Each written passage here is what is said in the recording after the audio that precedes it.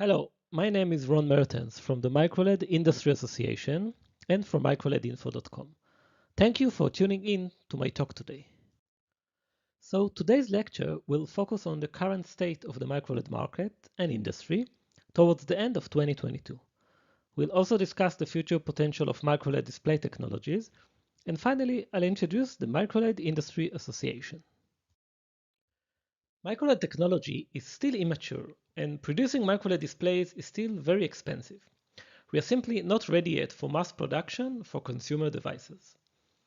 There are some MicroLED display makers that decided to focus on niche markets, and some displays are already on the market.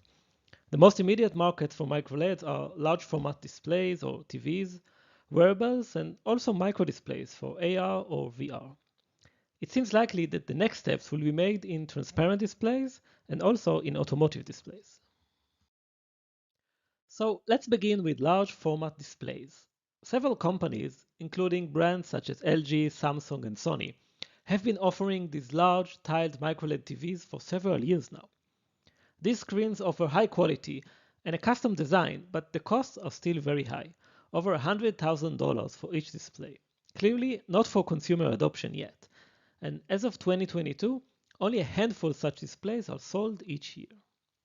The producers are working to reduce prices, for example by adopting smaller LED chips and by moving from PCB backplanes to LTPS ones, but there's no clear path towards making MicroLED TVs with consumer prices, even premium ones. Analysts expect fast growth ahead for MicroLED TVs. For example, here we show an estimation from DSCC that sees the market growing from $25 million to over $200 million in 6 years. But even so, this is a tiny portion of the TV market.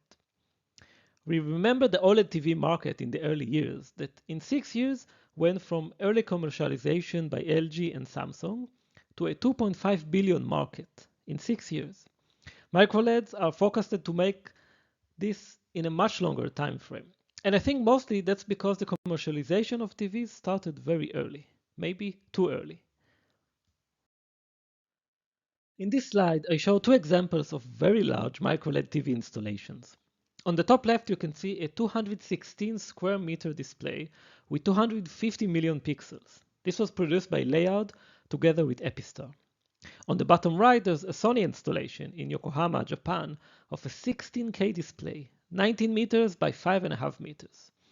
These are very impressive displays, but not really indicative of MicroLEDs for the TV market. But it's not all very large installations. Companies are making some efforts in the consumer market.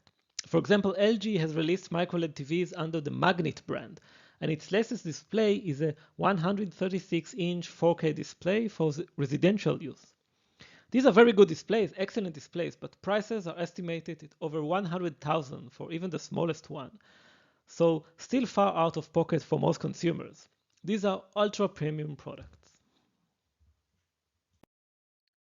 So let's move now to the second market that is currently interesting for MicroLED displays, the near-eye display market, which we call microdisplays. And please not confuse this with MicroLED technology. We're talking about very small displays for applications such as AR and VR. This is another market that has a place for high price and premium solutions, and microLEDs offer extremely high brightness and efficiency, which is crucial for many applications. We already have several companies that ship microLED displays. These are usually monochrome devices, limited in resolution and in limited quantities of production. But we've seen some interest from device makers, and some have already shown prototypes or even commercial products based on MicroLED microdisplays. Most of them use Jade Display's tiny monochrome VGA display.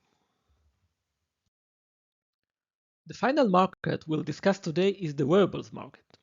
These devices usually use very simple displays in terms of resolution and features, and also this market segment requires a long battery life. This means that MicroLED technology is more suitable here compared to other display segments. We identify two key segments. First is fitness bands, which use very small and simple displays. And a few years ago, companies started to develop solutions based on passive matrix driving, but commercial adoption hasn't started yet. Smartwatch displays rely on high resolution panels that require active matrix driving, and most